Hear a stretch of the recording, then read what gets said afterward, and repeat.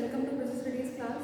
Today we are going to see further the revision of your chapter first. In our last class we had covered what is the meaning of management, difference between efficiently and effectively, then the importance of management, its characteristics, then objectives of management. ये सारी चीज़ें जो है हमने last class में cover की थी. आज की क्लास में जो है मैं आपको फर्दर कराने वाली हूँ what is nature of management, levels of management, functions of management, then coordination. Today we are going to see the rest of the chapter first, and you all know that your unit test is going to conduct, and whenever it will be conducted you will all get a message on your WhatsApp group. After that you can see when your paper will be conducted. Okay, it is in classes, it will be conducted at your home. We all give your exam, we all give your question paper, you all have to write the answers. ठीक है. Now let's see further the chapter first. First we have to see what is the nature of management. मैंने आपको पहले बताया था हर किसी का एक नेचर होता है, बिहेवियर होता है, ऐसे ही मैनेजमेंट का क्या नेचर है ये हमने आज पढ़ना है, ये आज हम देखेंगे. पहले मैंने आपको बताया था कि जब हमने चैप्टर पढ़ा था कि मैनेजमेंट एज अ साइंस है या एज एन आर्ट है या फिर एज अ प्रोफेशन. मैनेजमेंट के साइंस है, साइंस के जैसा है या आर्ट के जैसा है या प्रोफेशन के जैसा है. तो इसके अंदर कुछ पॉइंट्स दे रखे हैं. We have to see whether it is a science and art और एज अ प्रोफेशन.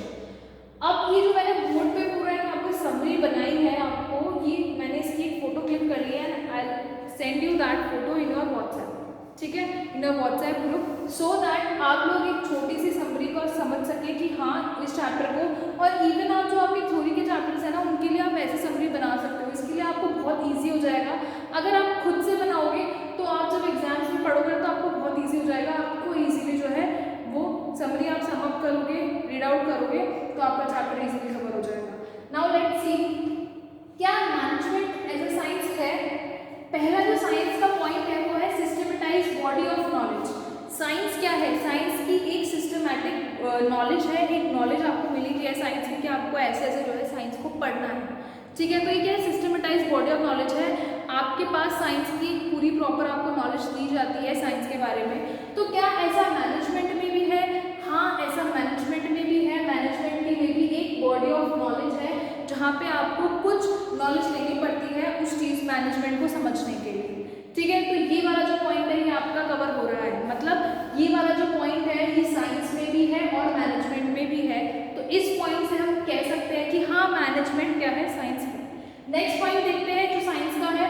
साइंस बोलता है कि it is based on experimentation. Science किस पे बेस्ड है? ऑब्वियसली एक्सपेरिमेंट्स पे बेस्ड है. जब आप एक्सपेरिमेंट करोगे, चीजें ऑब्जर्व करोगे, उसी के बाद तो आपको पता चलेगा कि इट इज इन साइंस और नॉट. केमिस्ट्री लैब्स में हम क्या करते हैं? एक्सपेरिमेंट्स करते हैं. ठीक है, बायो लैब्स में भी हम क्या करते हैं? एक्सपेरिमेंट करते हैं. तो साइंस में क्या होता है? एक्सपेरिमेंट्स होते हैं. And after that experiences and after that experimentation we can conclude that whether that thing is in science और not. The same thing is with management. क्या ऐसा मैनेजमेंट के साथ है या नहीं? नहीं, ऐसा मैनेजमेंट के साथ नहीं है. हम कोई यहाँ पे एक्सपेरिमेंटेशन नहीं करते, कोई केमिकल्स पे कोई एक्सपेरिमेंट्स नहीं करते. ठीक है, तो मैनेजमेंट हम क्या बोलेंगे? कोई एक्सपेरिमेंटेशन में बेस नहीं है. क्योंकि मैनेजमेंट क्या है? हर लेवल के ऑर्गेनाइजेशन में, हर टाइप के ऑर्गेनाइजेशन मैनेजमेंट अलग होता है. भाई जहाँ पे 100 लोग होंगे और वहाँ पे एक जगह पे 10 लोग हैं तो मैनेजमेंट क्या वहाँ पे सेम रहेगा? नहीं, वहाँ पे मैनेजमेंट सेम नहीं रहेगा. तो ये एक्सपेरिमेंट पे बेस नहीं होता आपका मैनेजमेंट. नेक्स्ट है यूनिवर्सल वैलिडिटी. आपकी साइंस यूनिवर्सल, सब जगह पे एप्लीकेबल है. जो साइंस यहाँ इंडिया में है वही आपकी आउट ऑफ इंडिया भी होगी. ठीक है, जो चीज़ें हम, जो टेक्नोलॉजी हम यहाँ यूज़ कर रहे हैं वो आउट ऑफ इंडिया भी है. तो ये क्या बोलते हैं कि साइंस तो यूनिवर्सल वैलिडिटी है. हर मतलब पूरी यूनिवर्सल में वैलिडेट है. हर यूनिवर्सल मतलब यूनिवर्सल में पूरी आपकी वैलिडिटी जाएगी साइंस की. पर मैनेजमेंट का ऐसा नहीं है. क्यों? क्योंकि मैंने अभी आपको एग्जाम्पल दिया जहाँ पे 100 एम्प्लॉइज है और जहाँ 10 एम्प्लॉइज है इस मैनेजमेंट के अंदर, तो वो तो सेम ऑर्गेनाइजेशन में काम करेंगे ना. वो तो अलग तरीके से अपने तरीके से काम करेंगे, अपने मैनेजमेंट के हिसाब से करेंगे, वो खुद का एक मैनेजमेंट बनाएंगे. तो यहाँ पे हमारा क्या कंक्लूजन निकला कि management can not be considered as an exact science. क्यों? क्योंकि एक ही साइंस का प्रिंसिपल जो है वो फॉलो हो रहा है. अगर ये सारे प्रिंसिपल्स फॉलो होते, ये सारे पॉइंट्स फॉलो होते आपके जो साइंस के अंदर है वो मैनेजमेंट के अंदर भी आते, तो हम ये बोल सकते थे कि हाँ जो साइंस है वो आपका मैनेजमेंट है। तो यहाँ पे जो है ये कंक्लूजन निकल के आ रहा है लास्ट में, can not be considered as an exact science. जैसे आपका फिजिक्स है, इसे क्या बोलेंगे हम, एग्जैक्ट साइंस है, साइंस का पार्ट है वो, ऐसे हम मैनेजमेंट को नहीं बोल सकते कि ये एग्जैक्ट साइंस है। नेक्स्ट है मैनेजमेंट एज एन आर्ट। क्या मैनेजमेंट एक कला है?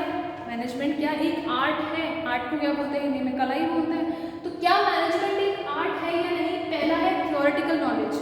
आपके आर्ट के अंदर आपको थ्योरेटिकल नॉलेज दी जाती है, कुछ आपको जो थ्योरीज होती है वो पढ़ाई जाती है, जैसे आपकी डांसिंग में हो गया या आपके एक्टिंग स्किल्स में हो गया, इसके अंदर आपको जो है कुछ थ्योरी के पेपर्स भी देने होते हैं। तो ये थ्योरेटिकल नॉलेज है, आर्ट थ्योरेटिकल नॉलेज है। सेम मैनेजमेंट भी है, मैनेजमेंट में भी क्या आता है आपका, थ्योरी आती है। अभी हम पढ़ रहे हैं मैनेजमेंट ही तो है, इसकी थ्योरी तो पढ़ रहे हैं हम, तो ये क्या हो गया, मैनेजमेंट एक थ्योरी है। MBA करते हैं वो पूरा मैनेजमेंट का होता है। उसके बाद पर्सनलाइज्ड एप्लीकेशन, आर्ट के अंदर हम खुद की कुछ पर्सनलाइज्ड स्किल्स होती हैं, जो खुद की कुछ क्रिएटिविटी होती है वो डालते हैं, ठीक है। ऐसा तो नहीं है सब लोग कॉपी करते हैं एक दूसरे की, नहीं, वहाँ पे क्या होता है हम खुद की जो चीज़ें हैं जो पर्सनलाइज्ड हैं, खुद के एक्सपेरिमेंट्स हैं, खुद की जो एक्सपीरियंसेस हैं उसके अंदर अप्लाई करते हैं। सेम ऐसे मैनेजमेंट के अंदर होता है। जैसे मान लीजिए एक मैनेजर का जो एक्सपीरियंस है, अगर उसने फर्स्ट चीज़ कोई भी एक काम करा, उसके अंदर उसने जो है कि ऑब्जर्व करा कि मैं इस काम को ऐसे भी रिड्यूस कर सकता हूँ जो मेरा टाइम कम लगे, तो नेक्स्ट टाइम जब वो सेम उसी चीज़ को काम करेगा तो वो कुछ अपने एफर्ट्स डालेगा, अपनी क्रिएटिविटी डालेगा जिससे टाइम कम लगे। नेक्स्ट है आपका based on practice and creativity. अब ये क्या बोलता है नेचर ऑफ मैनेजमेंट, कि आपका जो आर्ट है वो किस पे बेस्ड है, प्रैक्टिस और क्रिएटिविटी पे। मतलब आप जो आर्ट कर रहे हो, आप जो चीज़ें कर रहे हो किस पे बेस्ड है, आपकी प्रैक्टिस और क्रिएटिविटी। आप उसे करते रहोगे, उसकी प्रैक्टिस करते रहोगे तो आपको क्या है, क्रिएटिविटी अपने आप आ जाएगी आपके अंदर, ठीक है। तो ये क्या बोल रहे हैं कि आपकी जो आर्ट है वो किस पे बेस्ड है, प्रैक्टिस और क्रिएटिविटी में। सेम आपका जो मैनेजमेंट है, आप उसे अगर बार बार करते रहोगे तो आपका टाइम कम लगेगा, रिड्यूस हो जाएगा काम आपका टाइम रिड्यूस हो जाएगा, प्लस आपकी जो कॉस्ट है वो भी रिड्यूस हो जाएगी। तो यहाँ पे ये बोला गया है कि हाँ हम मैनेजमेंट को आर्ट के अंदर कंक्लूड कर सकते हैं इस पॉइंट से।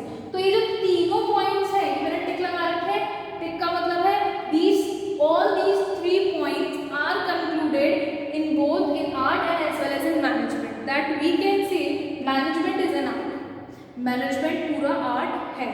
नेक्स्ट है मैनेजमेंट इज अ प्रोफेशन। अब प्रोफेशन क्या होता है, ये जो आपके चार्टर्ड अकाउंटेंट होते हैं, डॉक्टर्स होते हैं, लॉयर्स होते हैं, what they all are, they are professionals, they are a profession, they are having a professional degree in their main stream. उनकी जो मेन फील्ड है, उनकी जो मेन स्ट्रीम है उसके अंदर उन्होंने एक प्रोफेशनल डिग्री जो है वो ले रखी है। तो यहाँ पे क्या मैनेजमेंट एक प्रोफेशन है वो हमें देखना है। पहला है well defined body of knowledge. आपके प्रोफेशन के अंदर एक well defined body of knowledge जो होती है वो आपको दी जाती है, जिसमें आप बता सकते हो कि हाँ आपको एक पूरी थ्योरी जो है आपको एक डिग्री लेने के लिए पूरा पढ़ना पड़ता है, पूरे एग्जाम्स क्लियर करने पड़ते हैं। सेम ऐसे ही आपका मैनेजमेंट के अंदर होता है। नेक्स्ट है रेस्ट्रिक्टेड एंट्री। रेस्ट्रिक्टेड एंट्री क्या बोलती है कि आपने प्रोफेशनल की डिग्री हासिल कर ली, ठीक है, पर ऐसा नहीं है कि कोई भी इंसान उठा और उसने जाके बोल दिया मैं डॉक्टर हूँ। भाई आप कैसे डॉक्टर, क्या आपके पास MBBS की डिग्री है? अगर उसके पास MBBS की डिग्री है और बाकी उस जो भी उसने प्रैक्टिस वगैरह कर रखी है तो उसके हिसाब से हम उसको बोलेंगे कि हाँ आप डॉक्टर हो। But if unknown person who is not having any degree or who is not having any skills or nothing he is having, वो ये बोल दे भाई मैं तो हूँ, मैं तो डॉक्टर हूँ, तो ऐसा नहीं है। रेस्ट्रिक्टेड एंट्री जो है आपके प्रोफेशन में होती है, हर कोई बंदा ऐसा नहीं है उठ के चल दे और बोल दे कि मैं तो क्या हूँ, मैं एक प्रोफेशन हूँ, ऐसा नहीं होता, उसके पास डिग्री होना जरूरी है। अब क्या यही सेम पॉइंट आपके मैनेजमेंट में आता है? मैनेजमेंट के अंदर आपका कोई भी पर्सन है, उसको जरूरी नहीं है कि उसके पास मैनेजमेंट की डिग्री हो, कोई भी पर्सन है वो मैनेजमेंट कर सकता है अगर उसके पास स्किल्स है। अगर उसके पास क्रिएटिविटी है, उसके पास स्किल्स है तो वो मैनेजमेंट कर सकता है। तो ये वाला जो पॉइंट है वो आपके किस में कवर नहीं है, मैनेजमेंट में कवर नहीं है। रेस्ट्रिक्टेड एंट्री केवल उन लोगों की भी होती है जिनके पास वो डिग्री नहीं है, पर ऐसा मैनेजमेंट में नहीं है, कोई भी इंसान जा सकता है। नेक्स्ट है प्रोफेशनल एसोसिएशन। आपकी जो भी चार्टर्ड अकाउंटेंट है इसके लिए क्या एसोसिएशन बनी हुई है, एक इंस्टीट्यूट बना हुआ है ICAI का, institute of chartered accountant of India. ऐसे ही आपके डॉक्टर्स के लिए एक इंस्टीट्यूट बना हुआ है। सेम आपका जो लॉयर्स है उनके लिए क्या बना हुआ है, एक एसोसिएशन बनी हुई है, मेंबर ऑफ काउंसिल उनके मेंबर्स होते हैं। क्या है कि मैनेजमेंट के लिए कोई एसोसिएशन नहीं है, मैनेजमेंट के लिए कोई एसोसिएशन नहीं बनाई गई है कि कोई पर्टिकुलर इंस्टीट्यूट है जो मैनेजमेंट के लिए बनाया गया हो, क्योंकि मैनेजमेंट तो हर कोई कर सकता है, ठीक है। Next, ethical code of conduct. आपके जो प्रोफेशन होते हैं, जैसे सीए है, लॉयर है, डॉक्टर है, जो सारे आपके प्रोफेशन है, इनके लिए अलग से सेट रूल्स बने हुए हैं कि आपको इन रूल्स के अंदर, इन कोड ऑफ कंडक्ट के अंदर आपको काम करना है। पर आपके मैनेजमेंट के लिए ऐसे कोई भी कोड ऑफ कंडक्ट नहीं बना हुआ है। हर ऑर्गेनाइजेशन अपने हिसाब से जो भी मैनेजमेंट बना रही है, जो मैनेजमेंट कर रही है चीज़ों का, वो अपने अकॉर्डिंग रूल्स बना लेती है, तो ये वाला पॉइंट भी कवर नहीं है। उसके बाद है सर्विस मोटिव। सर्विस मोटिव मतलब प्रोफेशन में आप हम क्या रेंडर कर रहे हैं, जो मेरा प्रोफेशन है, मान लो मैं सीए हूँ, डॉक्टर हूँ, तो मेरा प्रोफेशन क्या है, सर्विस देना, ठीक है, अपने पेशेंट्स को या अपने क्लाइंट्स को क्या देना, सर्विसेज देना।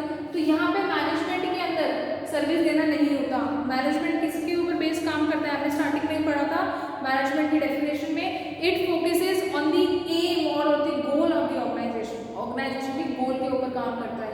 तो ये वाला पॉइंट भी आपका प्रोफेशन में कंक्लूडेड नहीं है। तो हम ये बोलेंगे कि जो मैनेजमेंट है, जो मैनेजमेंट का नेचर है वो कैसा है, एज एन आर्ट है मैनेजमेंट, ना तो साइंस है और ना प्रोफेशन, ठीक है। नेक्स्ट देखो लेवल्स ऑफ मैनेजमेंट। अब मैंने इसके लिए आपको एक छोटा सा डायग्राम बना रखा है लेवल्स ऑफ मैनेजमेंट को समझने के लिए। पहला है आपका टॉप लेवल मैनेजमेंट, दूसरा है आपका मिडिल लेवल, एंड देन है आपका लोअर लेवल। तो टॉप में क्या आता है आपका टॉप लेवल में, कि आपके टॉप लेवल के मैनेजमेंट में आपकी कुछ क्या होते हैं, जो आपके हायर अथॉरिटी होती है वो सारी आपके टॉप लेवल में आती है। पहला आता है आपका डायरेक्टर्स, चेयरमैन, ये सारे जो टॉप लेवल के लोग होते हैं, जो हायर अथॉरिटी के लोग होते हैं, सीईओ हो गया आपका, ये सारा आपको किसमें आता है, टॉप लेवल के। जो आपकी हायर अथॉरिटी होती है ऑर्गेनाइजेशन की, वो सारी आपकी टॉप लेवल में आती है। नेक्स्ट आता है आपका middle level management. Middle level management में आपके जो सारे टाइप के मैनेजर्स होते हैं ना, आपका परचेज मैनेजर हो गया, ठीक है, आपका प्रोडक्शन मैनेजर हो गया, सेल्स मैनेजर हो गया, तो ये सारे डिपार्टमेंट्स के जो मैनेजर्स होते हैं ना, जो सारे डिपार्टमेंट्स के मैनेजर, वो सारे आपके किसमें आएंगे, मिडिल लेवल में आएंगे। नेक्स्ट है आपका लोअर और ऑपरेशनल मैनेजमेंट। तो लोअर मैनेजमेंट में कौन आता है, आपके सुपरवाइजर्स, जो वर्कर्स को काम करवाते हैं, सुपरवाइजर कराते हैं। सेक्शन ऑफिसर, अभी सेक्शन ऑफिसर कौन होते हैं, सेक्शन ऑफिसर कोई नहीं होता ऐसा एज सच, जो आपके वर्कर्स के लिए अलग अलग सेक्शंस बनाए गए हैं, तो उसके लिए एक ऑफिसर अपॉइंट होता है जो ये देखता है कि वर्कर्स ने काम करा है प्रॉपर्ली या नहीं। तो ये आपको किसमें आ गया, लोअर, और सर क्या बोलते हैं साथ में, लोअर और ऑपरेशनल मैनेजमेंट। तो ये तीन टाइप के आपके लेवल्स होते हैं। इसके कुछ फीचर्स हैं जो आप केवल रीड आउट कर सकते हो, रीड आउट करोगे तो आपको समझ में आ जाएगा। और ये जो आपकी लेवल्स ऑफ मैनेजमेंट है, इसके ऊपर केस स्टडी बन जाती है कि मान लीजिए आपको एक केस स्टडी उठा के दी थी, मैंने आपको शायद केस स्टडी कराई भी थी, तो उसमें ये पूछ लिया कि ये जो पर्टिकुलर पर्सन है ये आपको किस में आएगा, टॉप में आएगा, मिडिल में आएगा या लोअर में आएगा, ठीक है। तो आपको पता होना चाहिए कि इन तीनों लेवल के मैनेजमेंट में कौन कौन से लोग कहाँ कहाँ आते हैं। नेक्स्ट है आपका फंक्शंस ऑफ मैनेजमेंट। अब फंक्शंस ऑफ मैनेजमेंट क्या बोल रहा है, आपके मैनेजमेंट के अंदर कुछ फंक्शंस दे रखे हैं, कुछ ऐसे पॉइंट्स दे रखे हैं जो हमें कवर करने हैं, और ये सारे जो आपके पॉइंट्स हैं ना, ये आपके चैप्टर्स हैं। ये जो आपके सारे पॉइंट्स हैं ये आपके क्या है, चैप्टर्स, जो हम आगे पढ़ेंगे। अभी मैं केवल एक ओवरव्यू दे रही हूँ क्योंकि फर्स्ट चैप्टर है, तो फर्स्ट चैप्टर में भी आपका क्या दे रखा है, एक तरीके से इंट्रोडक्शन पार्ट दे रखा है। तो प्लानिंग में आपको पढ़ा चुके हुए चैप्टर। प्लानिंग मतलब जब भी हम कोई काम कर रहे हैं उससे पहले हम क्या करेंगे, प्लानिंग करके चलेंगे। तो planning means thinking in advance what to do, how to do, by whom it is to be done, ठीक है। मतलब हमें क्या करना है, उस काम को कौन करेगा, उस काम को कैसे करना है, ये सारी चीज़ें हम किसके अंदर देखते हैं, प्लानिंग के अंदर। अगर हम कोई भी मैनेजमेंट स्टार्ट करने वाले हैं तो उसमें हमारा पहले क्या आएगा, प्लानिंग। कोई भी ऑर्गेनाइजेशन आप स्टार्ट करोगे तो प्लानिंग तो करोगे ना, कौन सा काम हमें स्टार्ट करना है। उसके बाद है ऑर्गेनाइजिंग। जो आपने प्लानिंग कर लिया उसके बाद आप क्या करोगे, उन चीज़ों को ऑर्गेनाइज करोगे। सामान कहाँ से आएगा, कितना रिसोर्स लगेगा, कितने ह्यूमन लगेंगे, ये सारा आपको इसमें आएगा ऑर्गेनाइजिंग। डिपार्टमेंट्स कितने बनाने हैं, कितने लोग आएंगे, ये सारा आपका इसमें आएगा ऑर्गेनाइजिंग। मतलब अब हम क्या कर रहे हैं, चीज़ों को ऑर्गेनाइज कर रहे हैं। उसके बाद आएगा आपका स्टाफिंग। स्टाफिंग मतलब जो लोग आपको चाहिए ऑर्गेनाइजेशन में, जो लोग आपको चाहिए ऑर्गेनाइजेशन में, उसमें आएगा स्टाफिंग में। आप लोगों को क्या करोगे, रिक्रूट करोगे। आप अपने लोगों को ऑर्गेनाइजेशन में क्या करोगे, लोगों को लेके आओगे, उन्हें रिक्रूट करोगे कि हाँ इस लेवल के मैनेजमेंट के लिए मुझे ये मैनेजर चाहिए। आप ऑर्गेनाइजेशन स्टार्ट करते हो तो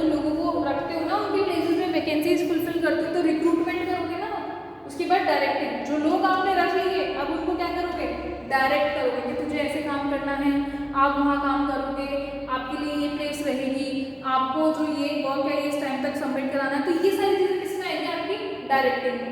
देन आता है आपका कंट्रोलिंग। कंट्रोलिंग में मतलब जो भी आपने ये सारे फंक्शंस परफॉर्म करे उसके बाद आपको ये देखना है कि ये सारे फंक्शंस प्रॉपर्ली हुए हैं या नहीं। ऐसा तो नहीं है बीच में कोई चीज़ रह गई हो, अगर रह गई है तो हमें दोबारा से ये सारे फंक्शंस को रीड आउट करना पड़ेगा कि कहाँ ऐसी प्रॉब्लम आ गई। तो हमें कंट्रोल करनी है इन सारी चीज़ों को, ठीक है। तो आई होप आपको ये सारी चीज़ें समझ में आई होंगी।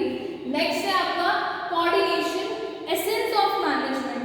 कोऑर्डिनेशन एक बहुत इम्पॉर्टेंट और बहुत इम्पॉर्टेंट ज़रूरी चीज़ है आपके मैनेजमेंट के लिए। क्यों? क्योंकि कोऑर्डिनेशन के बिना आप अपने ऑर्गेनाइजेशन में कोई भी चीज़ अचीव नहीं कर सकते। अगर लोगों के बीच में कोऑर्डिनेशन नहीं है, अगर लोग एक दूसरे में कॉन्फ्लिक्ट हो रहे हैं, लड़ाई झगड़े हो रहे हैं, तो कोऑर्डिनेशन नहीं है तो आपका ऑर्गेनाइजेशन अच्छे से काम नहीं कर पाएगा। तो पहला है आपका needed in all management function. Needed in all management function मतलब ये जो आपके सारे फंक्शन का मैनेजमेंट है ना, इसके अंदर सबके अंदर आपका कोऑर्डिनेशन बहुत ज़्यादा ज़रूरी है। अगर आप प्लानिंग कर रहे हो, प्लानिंग के बाद आपने ऑर्गेनाइजिंग करें, पर इनके बीच में क्या है? कोऑर्डिनेशन ही नहीं है, ये कोऑर्डिनेट ही नहीं कर रहे। आपने प्लानिंग कुछ और बनाई है, आप चीज़ों को ऑर्गेनाइज कुछ और कर रहे हो, आपने कुछ अलग ही तरीके के मतलब जो लोग आपको नहीं चाहिए, आपने डॉक्टर जो है वो अपॉइंट कर लिया, आपने लॉयर अपॉइंट कर लिया जो आपके ऑर्गेनाइजेशन से रिलेटेड ही नहीं है।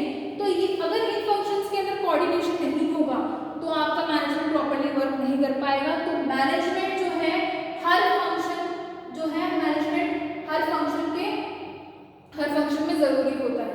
उसके बाद नीडेड एट ऑल लेवल्स, ये जो आपके लेवल्स है ना, ये तीनों टॉप, मिडिल, लोअर, इन तीनों लेवल पे जो है आपका मैनेजमेंट कोऑर्डिनेशन बहुत ज़्यादा ज़रूरी है। अगर आपका टॉप लेवल है, टॉप लेवल और मिडिल लेवल में कोऑर्डिनेशन ही नहीं है, टॉप अपनी पॉलिसीज बना रहा है, टॉप का काम क्या होता है? पॉलिसी फॉर्म करना। मिडिल का क्या काम होता है? उन पॉलिसीज को इम्प्लीमेंट करना। और लोअर का क्या काम होता है? वर्कर से वो पॉलिसीज के बारे में बताना और उनसे काम करना। तो अगर इनके बीच में कोऑर्डिनेशन नहीं है, टॉप ने पॉलिसी बना दी, मिडिल उसको इम्प्लीमेंट नहीं कर रहा, लोअर कुछ काम नहीं कर रहे हैं, तो अगर इनके बीच में कोऑर्डिनेशन नहीं होगा आपस में, तो मैनेजमेंट जो है आपकी ऑर्गेनाइजेशन वो अच्छे से काम नहीं कर पाएगी। तो जो आपका कोऑर्डिनेशन है वो फंक्शंस में भी ज़रूरी है, प्लस आपके लेवल्स में भी ज़रूरी है। नेक्स्ट है कैरेक्टरिस्टिक्स ऑफ कोऑर्डिनेशन। कैरेक्टरिस्टिक्स मतलब क्या फीचर्स हैं कोऑर्डिनेशन के, वो हम देखेंगे। पहला है इंटीग्रेट्स ग्रुप एफर्ट्स। कोऑर्डिनेशन जो है, जो सारे सबके जो ग्रुप एफर्ट्स हैं उनको क्या करता है? इंटीग्रेट करता है। जो इन लोगों के जो भी एफर्ट्स है ना, उनको साथ में कोऑर्डिनेट कराता है कोऑर्डिनेशन। नेक्स्ट है ensures unity of action. Unity of action मतलब सब लोगों ने अच्छे से मिलकर काम करा है या नहीं, ये इंश्योर कौन करेगा? कोऑर्डिनेशन। नेक्स्ट है कंटिन्यूस प्रोसेस। आपका कोऑर्डिनेशन क्या है? कोऑर्डिनेशन आपका कंटिन्यूस प्रोसेस है। ऐसा नहीं है जैसे आपने एक बार कर दिया उसके बाद नहीं करा। उसके बाद ऑल परवेसिव, हर जो टाइप की मैनेजमेंट होती है, चाहे आपकी नॉन ऑर्गेनाइजेशन हो, नॉन प्रॉफिट हो, प्रॉफिट ऑर्गेनाइजेशन हो, हर टाइप के ऑर्गेनाइजेशन के लिए आपका कोऑर्डिनेशन जरूरी होता है। उसके बाद रिस्पॉन्सिबिलिटी ऑफ ऑल मैनेजर्स। जो आपका कोऑर्डिनेशन है वो रिस्पॉन्सिबिलिटी है कि हर मैनेजर जो है कोऑर्डिनेशन को लेके चले। ऐसा नहीं है कि एक ही मैनेजर जो है वो उस चीज़ को फुलफिल कर रहा है। जैसे मान लो कि परचेज मैनेजर है, केवल वही जो है कोऑर्डिनेशन लेके चल रहा है, बाकी जो प्रोडक्शन सेल्स मैनेजर उन्होंने कोऑर्डिनेशन को नेग्लेक्ट कर दिया। ऐसा नहीं है, सारे जो मैनेजर्स होंगे उनको कोऑर्डिनेशन लेके चलना पड़ेगा। उसके बाद है डेलीब्रेट फंक्शंस। ऐसा नहीं है कि आप किसी के ऊपर कोऑर्डिनेशन थोपो, ठीक है, या उससे फोर्सफुली वो काम करवाओ कि तुझे कोऑर्डिनेशन करनी है, नहीं। ये डेलीब्रेट फंक्शन ये खुद की मन से आता है, खुद की इच्छा से आता है कि हाँ हमें कोऑर्डिनेशन करना है या नहीं, हम किसी को फोर्स नहीं कर सकते। उसके बाद जो आपका लास्ट एक टॉपिक रह गया है वो है आपका इम्पोर्टेंस ऑफ कोऑर्डिनेशन। इसमें आपका पहला आता है ग्रोथ इन साइज। ये आप अपने बुक से पढ़ लीजिएगा, यहाँ पे कवर नहीं हो पाया क्योंकि बोर्ड बहुत छोटा पड़ गया। उसके बाद है ग्रोथ इन साइज, मतलब आपकी ऑर्गेनाइजेशन चाहे कैसी भी हो, छोटी हो बड़ी हो, हर टाइप के ऑर्गेनाइजेशन में कोऑर्डिनेशन जरूरी है। तो ग्रोथ से मैटर नहीं करता।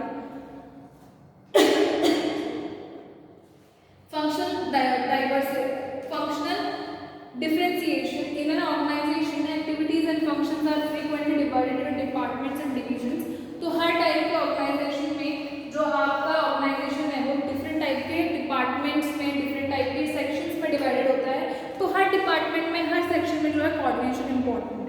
ठीक है।